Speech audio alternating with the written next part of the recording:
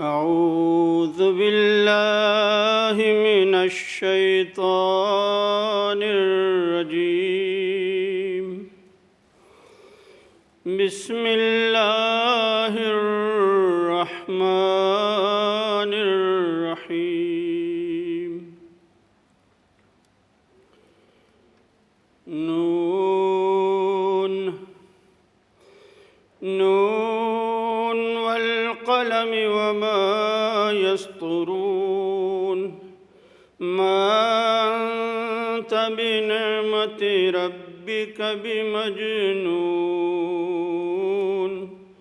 وإن لك لأجرا غير ممنون.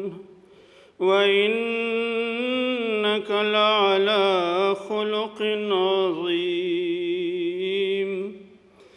فستبصر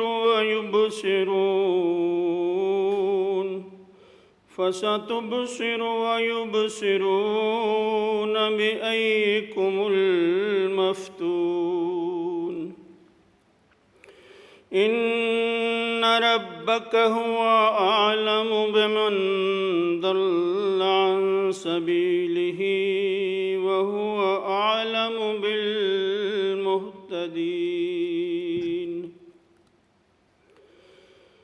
فلا تطع المكذبين. ودوا لو تدهن فيدهنون. ولا تطع كل حلاف مهين. هماز مشاء بنميم. مناع للخير معتد أثيم. عتل بعد ذلك زنيم.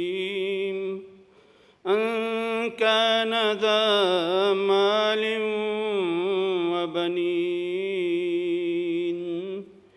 إذا تتلى عليه آياتنا قال أساطير الأولين. سنسمه على الخرطوم. یہ سورہ القلم کی آیات 1 تا 17 ہیں. اب ان کا ترجمہ پیش ہے جو حضرت خلیفۃ المسیح الثانی رضی اللہ تعالیٰ عنہ نے فرمایا ہے. میں اللہ کا نام لے کر جو بے حد کرم کرنے والا اور بار بار رحم کرنے والا ہے پڑھتا ہوں. ہم قلم اور دوات کو اور اس کو جو ان کے ذریعے سے لکھا جاتا ہے شہادت کے طور پر پیش کرتے ہوئے کہتے ہیں کہ تو اپنے رب کے فضل سے مجنون نہیں اور تجھے خدا کی طرف سے ایک ایسا بدلہ ملے گا جو کبھی ختم نہ ہوگا. اس کے علاوہ ہم یہ بھی قسم کھاتے ہیں کہ تو اپنی تعلیم اور عمل میں نہایت اعلیٰ درجے کے اخلاق پر قائم ہے. پس جلد تو بھی دیکھ لے گا اور وہ بھی دیکھ لیں گے کہ الہی مدد سے تو محروم رہتا ہے کہ وہ، اور ان کو پتہ لگ جائے گا کہ تم دونوں میں سے کون گمراہ ہے. تیرا رب اس کو بھی خوب جانتا ہے جو اس کے رستہ سے بھٹک گیا ہے، اور اس کو بھی خوب جانتا ہے جو ہدایت یافتہ لوگوں میں شامل ہے. اور جب تو خدا کی ہدایت پر قائم ہے اور تیرے منکر تباہ ہونے والے ہیں تو تو ان منکروں کی بات نہ مان. یہ کفار خواہش رکھتے ہیں کہ تو اپنے دین میں کچھ نرمی کرے تو وہ بھی اپنے طریق میں کچھ نرمی کریں، اور تو اس کی بات کبھی نہ مان جو قسمیں کھاتا ہے، لیکن خدا کی طرف سے مدد نہ ملنے کے باعث وہ ذلیل کا ذلیل ہی رہتا ہے. جس کو نیکوں پر طعنہ کرنے اور ان کی چغلیاں کرنے کی عادت ہے، جو لوگوں کو نیکیوں سے روکنے والا، حد سے تجاوز کرنے والا اور گناہ گار ہے.